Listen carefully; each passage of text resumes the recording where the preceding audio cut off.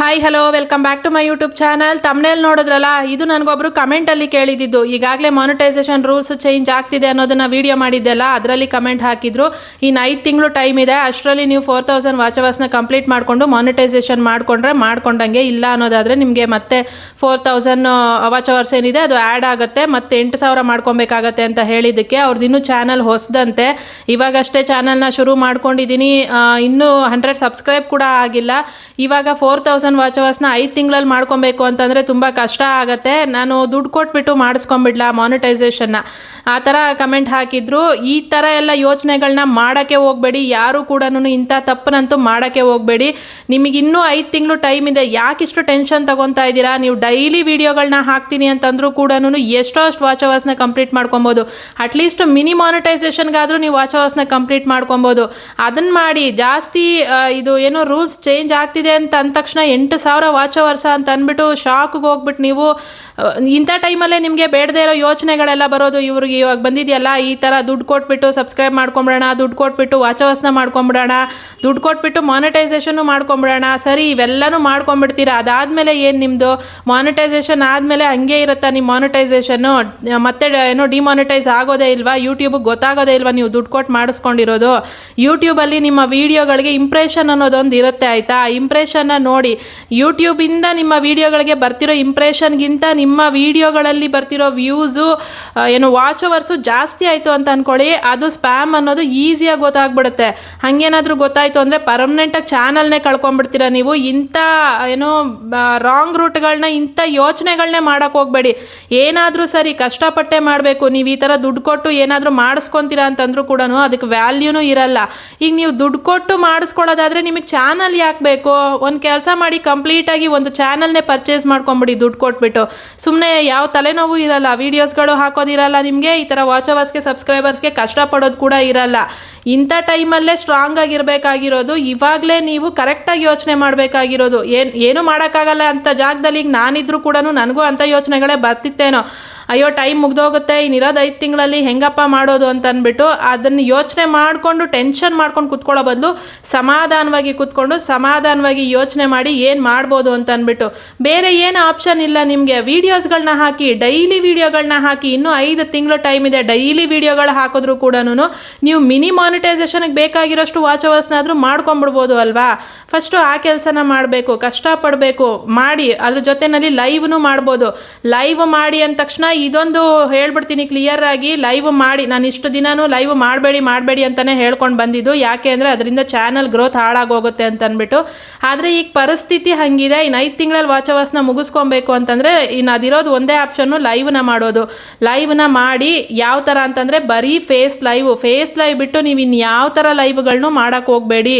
ಎಲ್ಲ ಥರ ಏನೋ ಲೈವ್ಗಳ ಬಗ್ಗೆನೂ ನಾನು ಹೇಳಿದ್ದೀನಿ, ಪ್ರಾಬ್ಲಮ್ ಬರುತ್ತೆ. ವಿತೌಟ್ ಫೇಸ್ ಮಾಡೋದಾದರೆ ಮಾಡಿ, ಆದರೆ ಅದು ಕೂಡ ಪ್ರಾಬ್ಲಮ್ ಆಗ್ತಾ ಇದೆ, ರೀಯೂಸ್ಡ್ ಅಂತ ಬರ್ತಾ ಇದೆ. ಹಾಗಾಗಿ ಹೇಳ್ತಾ ಇರೋದು ನಾನು, ಸಾಧ್ಯ ಆದಷ್ಟು ವಿತ್ ಫೇಸ್ನೇ ಮಾಡಿ ಲೈವ್ನ. ವಿತ್ ಫೇಸ್ ಮಾಡಿದ್ರೇ ಜಾಸ್ತಿ ವಾಚ್ ಅವರ್ಸ್ನ ಕೌಂಟ್ ಮಾಡ್ಕೊಳಕ್ಕಾಗತ್ತೆ, ನಿಮಗೆ ಬೇಗ ಮಾಡ್ಕೊಳಕ್ಕಾಗತ್ತೆ. ಇವಾಗ ಕೇಳ್ತಿರ್ತೀರ ಹೆಂಗೆ ಮಾಡೋದು ವಾಚ್ ಅವರ್ಸ್ನ ಅಂತ ಅಂದ್ಬಿಟ್ಟು. ನಾನು ಅದಕ್ಕಂತಾನೆ ಒಂದು ವಿಡಿಯೋನು ಕೂಡ ಮಾಡಿ ಹೇಳಿದ್ದೆ ನಿಮಗೆ, 4000 ವಾಚ್ ಅವರ್ಸ್ನ ಯಾವ ಥರ 2 ಮಂತ್ಸಲ್ಲಿ ಕಂಪ್ಲೀಟ್ ಮಾಡ್ಕೊಬೋದು ಅಂತ ಅಂದ್ಬಿಟ್ಟು. ಆ ವಿಡಿಯೋ ನೋಡಿಲ್ಲ ಅನ್ನೋದಾದರೆ ನೋಡಿ, ಅದರಲ್ಲೂ ಕ್ಲಿಯರಾಗಿ ಎಕ್ಸ್ಪ್ಲೈನ್ ಮಾಡಿ ಹೇಳಿದ್ದೀನಿ. ನಿಮಗೆ ಕರೆಕ್ಟಾಗಿ ಲೈವ್ನ ಮಾಡಿದರೆ ಡೈಲಿ ಅಂತಂದರೆ ನಿಮಗೆ 2 ತಿಂಗಳು ಸಾಕು ನಿಮ್ಮ ವಾಚ್ ಅವರ್ಸ್ 4000 ವಾಚ್ ಅವರ್ಸ್ನ ಕಂಪ್ಲೀಟ್ ಮಾಡ್ಕೊಳ್ಳೋದಕ್ಕೆ. ಆದರೆ ಅದನ್ನು ಬಿಟ್ಟು ನೀವು ಬೇರೆ ಥರ ಎಲ್ಲ ಯೋಚನೆ ಮಾಡ್ತೀರಾ. ಆ ಥರ ದಯವಿಟ್ಟು ಯಾರು ಕೂಡ ಬೇರೆ ಕ್ರಾಸ್ ಏನೋ ಅಡ್ಡದಾರಿ ಏನಂತಾರೆ ಅದನ್ನು, ಅದೇನೇನೆ ರಾಂಗ್ ರೂಟ್ ತಗೊಳ್ಳೋದು ಅಥವಾ ಶಾರ್ಟ್ಕಟ್ಗಳನ್ನ ಹುಡುಕೊಳ್ಳೋದು. ಶಾರ್ಟ್ಕಟ್ಗಳನ್ನ ದಯವಿಟ್ಟು ಆ ಥರ ಹುಡ್ಕೋಕ್ಕೂ ಹೋಗಬೇಡಿ, ಮಾಡೋಕ್ಕೂ ಹೋಗಬೇಡಿ. ಅಂಥ ತಪ್ಪನಂತೂ ಮಾಡೋಕ್ಕೆ ಹೋಗಬೇಡಿ. ಇದರಿಂದ ನಿಮ್ಮ ಚಾನಲ್ ಗ್ರೋತು ಕಂಪ್ಲೀಟಾಗಿ ಹಾಳಾಗೋಗ್ಬಿಡುತ್ತೆ. ನಿಮ್ಮ ಚಾನಲ್ ಇದ್ರೂ ಒಂದೇ, ಇಲ್ದಿದ್ರೂ ಒಂದೇ ಯೂಟ್ಯೂಬಲ್ಲಿ, ಹಂಗಾಗ್ಬಿಡುತ್ತೆ. ಅದಕ್ಕೆ ಹೇಳ್ತಾ ಇದ್ದೀನಿ, ಏನಾದರೂ ಹೇಳ್ತಿದ್ದೀವಿ ಅಂತಂದರೆ ಅದು ಒಂದು ಸ್ವಂತ ಅನುಭವನೂ ಆಗಿರುತ್ತೆ ಅಲ್ವಾ? ನಾವು ಕೂಡ ಇಂಥ ತಪ್ಪುಗಳನ್ನ ಮಾಡಿಕೊಂಡೇ ಇಲ್ಲಿ ತನಕ ಬಂದಿರೋದು. ನಾನು ಆ ವಿಡಿಯೋದಲ್ಲೂ ಹೇಳಿದ್ದೆ ನಿಮಗೆ, 4000 ವಾಚ್ ಅವರ್ಸ್ ಹೆಂಗೆ ಮಾಡ್ಕೊಳ್ಳೋ ಅನ್ನೋ ವಿಡಿಯೋದಲ್ಲೂ ಕೂಡ ನಾನು ಮಾಡಿದ್ದ ಮಿಸ್ಟೇಕ್ಗಳನ್ನೂ ಹೇಳಿದ್ದೆ ನಿಮಗೆ. ನಿಮಗೆ ಅಂಥದನ್ನೆಲ್ಲ ಮಾಡಬೇಡಿ. ಅದರಿಂದ ನಿಮ್ಮ ಚಾನಲ್ ಹಾಳಾಗೋಗುತ್ತೆ. ಚಾನಲಲ್ಲಿ ನೀವೀಗ ದುಡ್ಡು ಕೊಟ್ಟು ನೀವು ಮಾನಿಟೈಸೇಷನ್ನ ಮಾಡ್ಕೊಂಡ್ರು ಅದರಿಂದ ನಿಮಗೆ ನೆಕ್ಸ್ಟ್ ವ್ಯೂಸ್ ಬರಲ್ಲ ಅಲ್ಲ, ನಿಮಗೆ ದುಡ್ಡು ಅರ್ನಿಂಗ್ ಮಾಡಬೇಕು, ಮತ್ತೆ ಅದರಿಂದ ನೀವು ದುಡ್ಡು ಮಾಡಬೇಕು ಅಂತಂದರೆ ಅದರಿಂದ ನಿಮಗೆ ವೀಡಿಯೋಗಳಿಗೆ ವ್ಯೂಸೇ ಬರಲ್ಲ. ಮತ್ತೆ ನೀವು ಮಾನಿಟೈಸೇಷನ್ ಮಾಡ್ಕೊಂಡಿದ್ದು ವೇಸ್ಟೇನೆ ತಾನೇ. ಅದಕ್ಕೆ ದುಡ್ಡು ಯಾಕೆ ಖರ್ಚು ಮಾಡ್ಕೊಂಡು ಮಾಡಬೇಕು? ಇವಾಗ ದುಡ್ಡು ಅದಕ್ಕೆ ಎಷ್ಟು ತಗೊತಾರೆ? ಅದಕ್ಕೂ ಸುಮ್ಮನೆ ಈಗ ನನ್ನದೇ ಒಬ್ಬರು ಫ್ರೆಂಡು ಇದ್ದರು, ಅವ್ರ ಚಾನಲ್ ಹೆಸರು ಹೇಳಿದ್ರೆ ಸುಮಾರು ಜನಕ್ಕೆ ಗೊತ್ತಾಗ್ಬಿಡುತ್ತೆ ಅವ್ರು ಯಾರು ಅಂತ ಅಂದ್ಬಿಟ್ಟು. ಆದರೆ ನಾನು ಹೆಸರು ಹೇಳೋಕ್ಕೆ ಹೋಗಲ್ಲ ಅವ್ರ ಚಾನಲ್ದು. ಅವರು ಇದೇ ಥರನೇ ಶುರುನಲ್ಲೇ ನಾನು ಚಾನಲ್ ಸ್ಟಾರ್ಟ್ ಮಾಡಿದಾಗೆ ಅದಕ್ಕೂ ಮುಂಚೆನೇ ಅವ್ರು ಮಾಡ್ಕೊಂಡಿದ್ದವರು. ಆದರೆ ಅವ್ರು ಇವಾಗ ಚಾನಲ್ ಇಲ್ಲ, ನಡೆಸ್ತಾ ಇಲ್ಲ ಅವ್ರ ಚಾನಲ್ನ. ಯಾಕೆಂದರೆ ಅದು ಈ ಥರ ಕಾಪಿರೈಟ್ ಸ್ಟ್ರೈಕ್ಗಳು ಬಂದು ಅವ್ರದ್ದು ಚಾನಲ್ಲು ಪ್ರಾಬ್ಲಮ್ ಆಗಿದ್ದು ಬಿಗ್ ಬಾಸ್ ಟೈಮಲ್ಲಿ. ಇವಾಗ ಬಿಗ್ ಬಾಸ್ ಬೇರೆ ಬರೋ ಇದರಲ್ಲಿದೆ, ಹುಷಾರಾಗಿರಿ. ಲೈವ್ಗಳನ್ನ ಮಾಡೋರು ಶಾರ್ಟ್ಸ್ಗಳ ಕಡೆ ಯೋಚನೆ ಮಾಡೋಕ್ಕೆ ಹೋಗಬೇಡಿ. ಸದ್ಯಕ್ಕೆ ನಿಮಗೆ ಶಾರ್ಟ್ಸಿಂದ ಯಾವುದೇ ಯೂಸು ಇಲ್ಲ. ಶಾರ್ಟ್ಸ್ಗಳನ್ನ ಸೈಡಿಗೆ ಬಿಟ್ಬಿಡಿ, ಲಾಂಗ್ ವೀಡಿಯೋಗಳನ್ನ ಹಾಕಿ. ಲೈವ್ನ ಮಾಡೋರು ಈ ಥರ ಫೇಸ್ ಲೈವ್ನ ಮಾತ್ರ ಮಾಡ್ಕೊಳ್ಳಿ. ಅವರು ಇದೇ ಥರ ಮಿಸ್ಟೇಕ್ನೇ ಮಾಡ್ಕೊಂಡಿದ್ದು, ದುಡ್ಡು ಕೊಟ್ಬಿಟ್ಟು ಸಬ್ಸ್ಕ್ರೈಬರ್ನ ತೊಗೊಂಡಿದ್ರು ಅವರು. ಅದರಿಂದ ಪ್ರಯೋಜನ ಇಲ್ಲ. ಪ್ರತಿ ಸಲ ನನಗೆ ಹೇಳೋರು ಒಂದು ವೀಡಿಯೋಗೂ ಕೂಡ ವ್ಯೂಸ್ ಬರಲ್ಲ, 10-20 ಅಷ್ಟ್ರ ಮೇಲೆ ಅವ್ರಿಗೆ ವ್ಯೂಸೇ ಹೋಗ್ತಾ ಇರಲಿಲ್ಲ. ಯಾಕೆ ಅಂತಂದರೆ ಸಬ್ಸ್ಕ್ರೈಬ್ ಎಲ್ಲ ದುಡ್ಡು ಕೊಟ್ಟು ತೊಗೊಂಡಿರೋದು. ಇನ್ನು ಅದಾದಮೇಲೆ ಇನ್ನೂ ಒಂದಿದೆ, ಸಬ್ ಅಂತ ಅಂದ್ಬಿಟ್ಟು ಟೆಲಿಗ್ರಾಮು ಅಥವಾ ಫೇಸ್ಬುಕ್ಕಲ್ಲಿ ಅದಕ್ಕಂತಾನೆ ಗ್ರೂಪ್ಗಳಿರ್ತವೆ. ವ್ಯೂ ಫಾರ್ ವ್ಯೂ ಅಂತ ಕೂಡ ಇರುತ್ತೆ. ನೀವು ನನ್ನ ವೀಡಿಯೋನ ನೋಡಿ, ನಾನು ನಿನ್ನ ವೀಡಿಯೋನ ನೋಡ್ತೀನಿ. ಎಷ್ಟು ದಿನ ಅದೇ ಥರ ನೋಡ್ತೀರಾ ನೀವು ವೀಡಿಯೋಗಳನ್ನ? ಪ್ರತಿ ಸಲ ಒಂದೇ ಇದರಿಂದ ಕ್ಲಿಕ್ಸ್ಗಳು ಬರ್ತಿದೆ ಅಂತಂದರೆ ಅವಾಗಲೂ ಕೂಡ ಸ್ಪ್ಯಾಮ್ ಆಗುತ್ತೆ. ಆ ಥರನೂ ಕೂಡ ಮಾಡೋಕ್ಕೆ ಹೋಗಬೇಡಿ. ನೀವು ಬೇಗ ಬೇಗ ಮಾಡ್ಕೊಂಬಿಡ್ಬೇಕು, ಬೇಗ ಬೇಗ ಮುಗಿಸ್ಕೊಂಬಿಡ್ಬೇಕು ಅನ್ನೋ ಇದರಲ್ಲಿ. ಈಗ ಈ 4000 ವಾಚ್ ಅವರ್ಸ್ ರೂಲ್ಸ್ ಬರೋವಾಗ 2018 ಇದು ಬಂದಿದ್ದು. ಅಲ್ಲಿವರೆಗೂ ಯಾವುದೇ ರೂಲ್ ಇರಲಿಲ್ಲ. ಅವಾಗ ಬರೀ 10,000 ವ್ಯೂಸ್ ಆದರೆ ಸಾಕು, ಮಾನಿಟೈಸೇಷನ್ ಆದಂಗೆ ಇತ್ತು. ಅದಾದಮೇಲೆ 4000 ವಾಚ್ ಅವರ್ಸ್ನ ತೊಗೊಂಬಂದಿದ್ದು. ಯಾಕೆ ಅಂದರೆ ಈ ಥರ ಮಿಸ್ಟೇಕ್ಗಳನ್ನ ಮಾಡೋದ್ರಿಂದ ನಾವು ಎಲ್ಲಿ ತನಕ ತಪ್ಪುಗಳನ್ನ ಮಾಡ್ತಿರ್ತೀವಿ ಅಲ್ಲಿ ತನಕ ರೂಲ್ಸ್ಗಳನ್ನ ಹೊಸದಾಗಿ ತೊಗೊಂಡು ಬರ್ತಾನೆ ಇರ್ತಾರೆ. ಆವಾಗ 4000ನ ತೊಗೊಂಬಂದರು. ಆ 4000 ಬಂದಾಗ್ಲೂ ಆವಾಗ ಚಾನಲ್ಗಳಿದ್ದವರು ಕೂಡ ಇದೇ ಥರ ಹೆದರ್ಕೊಂಡೇ ಇರ್ತಾರೆ. ಹಾಗಂತ ಯಾರು ಏನು ಬಿಟ್ಟಿರಲಿಲ್ಲ ಅಲ್ಲ, ಅವರೆಲ್ಲನೂ 4000ನ ಮುಗಿಸ್ಕೊಂಡು ಮಾನಿಟೈಸೇಷನ್ನು ಮುಗಿಸ್ಕೊಂಡು ಚೆನ್ನಾಗಿ ಅರ್ನಿಂಗು ಕೂಡ ಮಾಡ್ಕೊಂಡು ಇಷ್ಟು ವರ್ಷ ಚಾನಲ್ಗಳನ್ನು ಕೂಡ ನಡೆಸ್ಕೊಂಡು ಬಂದಿದ್ದಾರೆ. ಇವಾಗ ಅದೇ ಥರನೇ 8000 ಮಾಡಿದ್ದಾರೆ. ನೀವು ಇನ್ನೂ ಮಿಸ್ಟೇಕ್ಗಳನ್ನ ಮೇಲಿಂದ ಮೇಲೆ ಮಾಡ್ತಿದ್ದೀರಾ ಅಂತಂದರೆ ಇನ್ನೂ ಪಾಲಿಸೀಸ್ನ ಚೇಂಜ್ ಮಾಡ್ತಿರ್ತಾರೆ, ರೂಲ್ಸ್ನ ಚೇಂಜ್ ಮಾಡ್ತಿರ್ತಾರೆ. ನೆಕ್ಸ್ಟ್ 10,000 ಮಾಡೋದ್ರಲ್ಲೂ ಏನು ಆಶ್ಚರ್ಯ ಇಲ್ಲ, ಮಾಡಿದ್ರು ಮಾಡಿಬಿಡ್ತಾರೆ. ಇದೇ ಥರ ಏನಾದರೂ ಮಿಸ್ಟೇಕ್ಗಳು ನಡೀತಾನೆ ಇದ್ದಾವೆ ಕ್ರಿಯೇಟರ್ಸ್ ಕಡೆಯಿಂದ ಅಂತ ಅಂದ್ಬಿಟ್ಟು ಯೂಟ್ಯೂಬಲ್ಲಿ ಏನೇ ರೂಲ್ಸ್ಗಳು ಚೇಂಜ್ ಆದರೂ ಅದೆಲ್ಲದಕ್ಕೂ ಕಾರಣ ನಾವೇನೇನೆ. ನಾವು ಮಾಡೋ ಮಿಸ್ಟೇಕ್ಗಳಿಂದನೇ ಯೂಟ್ಯೂಬಲ್ಲಿ ಹೊಸ ರೂಲ್ಸ್ಗಳನ್ನ ತೊಗೊಂಡು ಬರ್ತಾನೆ ಇರ್ತಾರೆ. ಇಲ್ಲಿವರೆಗೂ ಎಷ್ಟೆಲ್ಲನೂ ರೀಯೂಸ್ಡು, ರಿಪಿಟೇಟಿವ್, ಇನ್ಅಥೆಂಟಿಕ್ಕು, ಮಿಕ್ಸ್ಡ್ ಕಂಟೆಂಟು, ಮೊನ್ನೆ ಎಲ್ಲನೂ ಆಫ್ ಪುಟ್ಟಿಂಗ್ ಕಂಟೆಂಟು, ಏನೇನೋ ಹೊಸದಾಗಿ ಬರ್ತಾನೆ ಇದ್ದಾವೆ. ತುಂಬ ಸೂಕ್ಷ್ಮವಾಗಿದೆ ಯೂಟ್ಯೂಬು. ನೀವು ಮಾಡೋ ಒಂದೊಂದು ತಪ್ಪು, ಸಣ್ಣ ಮಿಸ್ಟೇಕ್ಗಳನ್ನೂ ಕೂಡ ಕಂಡುಹಿಡಿತಾರೆ. ಅದರಿಂದ ಕೂಡ ತುಂಬ ಚಾನಲ್ಗಳು ಹೋಗ್ತಾ ಇದ್ದಾವೆ. ಲಕ್ಷಗಟ್ಟಲೆ ಅರ್ನ್ ಮಾಡ್ತಿರೋ ಚಾನಲ್ಗಳೇ ಹೋಗ್ತಾ ಇದ್ದಾವೆ. ನೀವು ಯಾವುದೇ ಥರ ಬೇರೆ ಕಂಟೆಂಟ್ಗಳ ಬಗ್ಗೆ ಯೋಚನೆ ಮಾಡೋಕ್ಕೆ ಹೋಗಬೇಡಿ. ಬೇರೆ ಏನೋ ರಾಂಗ್ ರೂಟ್ಗಳು, ಏನೋ ಶಾರ್ಟ್ ಕಟ್ಗಳನ್ನ ಹುಡುಕೋಕ್ಕೆ ಹೋಗಬೇಡಿ ಯಾವತ್ತೂ. ಕರೆಕ್ಟಾಗಿ ನಿಮ್ಮ ಕಷ್ಟ ಏನಿದೆ ಅದನ್ನು ನೀವು ಆಗುತ್ತೆ. ಸಮಾಧಾನವಾಗಿ ಕೂತ್ಕೊಂಡು ಆಯಿತು 4000, ಈಗ ನಾನು 4000ನೇ ವಾಚ್ ಅವರ್ಸ್ನ ಕಂಪ್ಲೀಟ್ ಮಾಡ್ತಾ ಇರೋದು ಅಂತ ನೀವು ಮನಸ್ಸಲ್ಲಿ ಅಂದ್ಕೊಂಡಾಗ ನಿಮಗೆ 8000 ತಲೆಗೆ ಬರೋದೇ ಇಲ್ಲ. ಆ 8000 ಇನ್ನೂ ನೀವು ತಲೆನಲ್ಲಿ ಇಟ್ಕೊಳ್ಳೋಕೆ ಹೋಗಬೇಡಿ. ಅದಕ್ಕಿನ್ನೂ 5 ತಿಂಗಳು ಟೈಮ್ ಇದೆ. ಈಗ ನಿಮಗೆ 4000 ಅಷ್ಟೇ ಮಾಡಬೇಕಾಗಿರೋದು. ಅದ್ರ ಬಗ್ಗೆ ಮಾತ್ರ ನೀವು ಯೋಚನೆ ಮಾಡಬೇಕು. 4000 ಹೆಂಗೆ ಮುಗಿಸ್ಕೊಳ್ಳೋದು ಅನ್ನೋದ್ರ ಬಗ್ಗೆ ಯೋಚನೆ ಮಾಡಿದಾಗ 8000 ತಲೆಗೆ ಬರಲ್ಲ ನಿಮಗೆ, ಆಯಿತಾ? ಈ ಥರ ಅಂತೂ ರಾಂಗ್ ರೂಟ್ಗಳನ್ನ ತೊಗೊಳಕ್ಕೆ ಹೋಗಬೇಡಿ. ದುಡ್ಡು ಕೊಟ್ಟು ಮಾಡಿಸ್ಕೊಂಬಿಡೋಣ, ಇನ್ನೇನೋ ಒಂದು ಮಾಡ್ಕೊಳ್ಳೋಣ, ಅವೆಲ್ಲ ಮಾಡೋಕ್ಕೆ ಹೋಗಬೇಡಿ. ಹಂಗೆ ಮಾಡಿದಷ್ಟು ಚಾನಲ್ನ ಕಂಪ್ಲೀಟಾಗಿ ಕಳ್ಕೊತೀರಾ. ಏನೂ ಪ್ರಯೋಜನ ಇಲ್ಲ ನೀವು ದುಡ್ಡು ಕೊಟ್ಟು ಮಾಡಿಸ್ಕೊಳ್ಳೋದ್ರಿಂದ. ನಾನು ಅವರಿಗೂ ಕೂಡ ಕಮೆಂಟಲ್ಲೂ ಹೇಳಿದ್ದೀನಿ, ಏನು ಕಂಪ್ಲೀಟಾಗಿ ನಿಮಗೆ ಚಾನಲ್ನ ಕಳ್ಕೊಳ್ಳೋ ಆಸೆ ಇತ್ತು ಅಂತಂದರೆ ನೀವು ಮಾಡ್ಕೊಳ್ಳಿ ದುಡ್ಡು ಕೊಟ್ಬಿಟ್ಟು ಅಂತ ಅಂದ್ಬಿಟ್ಟು.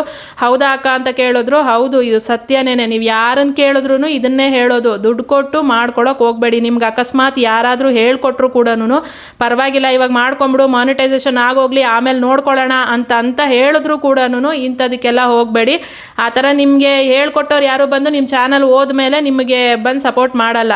ಅದು ನಿನ್ನಡೆ ಬರ ಅಂತ ಅಂದ್ಬಿಡ್ತಾರೆ. ಚಾನಲ್ನ ಕಳ್ಕೊಂಡ್ಮೇಲೆ ಯೋಚನೆ ಮಾಡ್ತೀರಾ, ಹೌದಲ್ವಾ ಅವತ್ತು ಅವ್ರು ಹೇಳಿದ್ದು ಕರೆಕ್ಟು ಅಂತ ಅಂದ್ಬಿಟ್ಟು. ಆವಾಗ ಯೋಚನೆ ಮಾಡೋ ಬದಲು ಫಸ್ಟೇ ಯೋಚನೆ ಮಾಡಿ ಇಂಥ ಶಾರ್ಟ್ ಕಟ್ಗಳಿಗೆ ಹೋಗೋಕ್ಕೆ ಹೋಗಬೇಡಿ ಯಾವತ್ತೂ. ವೀಡಿಯೋಗಳಿಗೆ ಇನ್ನೊಬ್ರು ಕೇಳಿ ವ್ಯೂಸ್ ಬರ್ಸ್ಕೊಳ್ಳೋದಂದರೆ ನೀನು ನನ್ನ ವೀಡಿಯೋ ನೋಡು, ನಾನು ನಿನ್ನ ವೀಡಿಯೋ ನೋಡ್ತೀನಿ, ಈ ಥರ ಮಾಡಿದಾಗಲೂ ಏನಾಗುತ್ತೆ ಅಂದರೆ ನಿಮ್ದು ಆ್ಯಾವ್ರೇಜ್ ವ್ಯೂ ಡ್ಯೂರೇಷನ್ನು ಡೌನ್ ಆಗಿಬಿಡುತ್ತೆ. ಯಾಕೆಂದರೆ ಅವ್ರು ಯಾರೂ ವೀಡಿಯೋಗಳನ್ನ ಕಂಪ್ಲೀಟಾಗಿ ನೋಡಲ್ಲ. ಜಸ್ಟ್ ನೀವು ನನ್ನ ವೀಡಿಯೋ ನೋಡ್ತಿದ್ದೀರಾ ಅಂತ ಅಂದ್ಬಿಟ್ಟು ನಾನು ನಿನ್ನ ವೀಡಿಯೋ ನೋಡ್ತಿದ್ದೀನಿ ಅಂತ ಒಂದು ಕಮೆಂಟ್ ಹಾಕ್ಬಿಟ್ಟು ಹೋಗ್ತಾರೆ. ಹಾಗಾಗಿ ಆ ಥರ ಕೂಡ ಕೇಳಿಬಿಟ್ಟು ನೀವು ವೀಡಿಯೋಗಳಿಗೆ ವ್ಯೂಸು ತರಿಸ್ಕೊಳಕ್ಕೆ ಹೋಗ್ಬೇಡಿ. ಹಿಂಗೆ ಬಂದುಬಿಟ್ರೆ ವಾಚ್ ಅವರ್ಸ್ ಆಗಿಬಿಡುತ್ತೆ ಅಂತ ಅಂದ್ಬಿಟ್ಟು ಅಂಥದನ್ನೆಲ್ಲ ಮಾಡಬೇಡಿ. ಲೈವ್ಗಳನ್ನ ಫುಲ್ ನೈಟಲ್ಲಿ ಆನ್ ಮಾಡಿ ಇಟ್ಬಿಟ್ರೆ ವಾಚ್ ಅವರ್ಸ್ ಬರುತ್ತೆ ಅಂತ ಅಂದ್ಬಿಟ್ಟು ಈ ಥರನೂ ಮಾಡೋಕ್ಕೆ ಹೋಗಬೇಡಿ.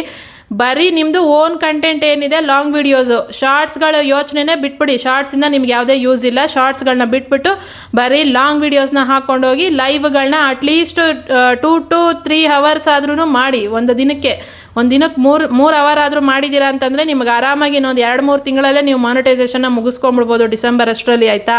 ಈ ಕೆಲಸನ ಮಾಡಿ. ಯಾವತ್ತೂ ಶಾರ್ಟ್ ಕಟ್ನ ಹುಡ್ಕಕ್ಕೆ ಹೋಗಬೇಡಿ. ಇವರಿಗೂ ನಾನು ಹೇಳಿದ್ದಾಗಿದೆ. ಇನ್ನು ವಾಚ್ ಅವರ್ಸ್ನ ಹೆಂಗ್ ಸಿಸ್ಟರ್ ಕಂಪ್ಲೀಟ್ ಮಾಡ್ಕೊಳ್ಳೋದು ಅನ್ನೋದೇ ನಿಮಗೆ ಟೆನ್ಷನ್ ಇರುತ್ತೆ ಅಲ್ಲ, ಅದಕ್ಕೆ ಇದೊಂದೇ ಆಪ್ಷನ್ ಇರೋದು ನಿಮಗೆ ವಾಚ್ ಅವರ್ಸ್ನ ಕಂಪ್ಲೀಟ್ ಮಾಡ್ಕೊಳ್ಳೋದಕ್ಕೆ. ನೀವು ಲಾಂಗ್ ವೀಡಿಯೋಸ್ ಹಾಕಬೇಕು, ಬಿಟ್ಟರೆ ಲೈವನ್ನ ಮಾಡಬೇಕು. ಇದು ಬಿಟ್ಟು ನಿಮಗೆ ಬೇರೆ ಆಪ್ಷನ್ ಇಲ್ಲ. ಆಯಿತಾ? ಇದನ್ನು ಮಾಡಿ. ಆಗುತ್ತೆ ಎಲ್ರಿಗೂ ಮಾನಿಟೈಸೇಷನ್ ಆಗುತ್ತೆ.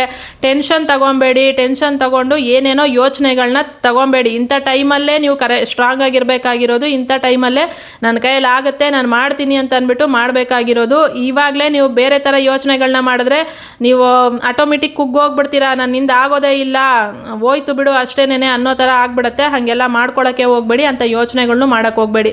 ಆಗತ್ತೆ, ಮಾಡಿ. ನೀವು ವೀಡಿಯೋಸ್ಗಳನ್ನ ಡೈಲಿ ಅಪ್ಲೋಡ್ ಮಾಡಿ. ಇವಾಗಂತೂ ಡೈಲಿ ಅಪ್ಲೋಡ್ ಮಾಡಿ ವೀಡಿಯೋಗಳನ್ನ. ಅದು ಎಷ್ಟಾದರೂ ವ್ಯೂಸ್ ಬರಲಿ ಪರವಾಗಿಲ್ಲ, ಡೈಲಿ ಅಪ್ಲೋಡ್ ಮಾಡಿ ವೀಡಿಯೋಗಳನ್ನ. ಡೈಲಿ ಲೈವ್ನ ಮಾಡಿ, ಬೇಗ ಮುಗಿಯುತ್ತೆ. ಆಯಿತಾ? ಓಕೆ, ಇದು ಇವತ್ತಿನ ವಿಷಯ. ಇಷ್ಟ ಆಗಿದೆ ಅಂತ ಅಂದ್ಕೊಂಡಿದ್ದೀನಿ. ಇಷ್ಟ ಆಗಿದರೆ ಲೈಕ್ ಮಾಡೋದನ್ನು ಮರಿಬೇಡಿ. ಹಾಗೆ ಚಾನಲ್ಗೂ ಕೂಡ ಸಬ್ಸ್ಕ್ರೈಬ್ ಮಾಡ್ಕೊಳ್ಳಿ. ಕಮೆಂಟ್ ಮಾಡಿ ಹೇಳಿ ವಿಡಿಯೋ ಹೆಂಗೆ ಅನ್ನಿಸ್ತು ಅಂತ ಅಂದ್ಬಿಟ್ಟು. ನೆಕ್ಸ್ಟ್ ವಿಡಿಯೋದಲ್ಲಿ ಸಿಗ್ತೀನಿ. ಅಲ್ಲಿ ತನಕ ನಾನು ಮಿಸ್ ಮಾಡ್ಕೊತಾರಿ. Thank you so much. Take care. Bye bye.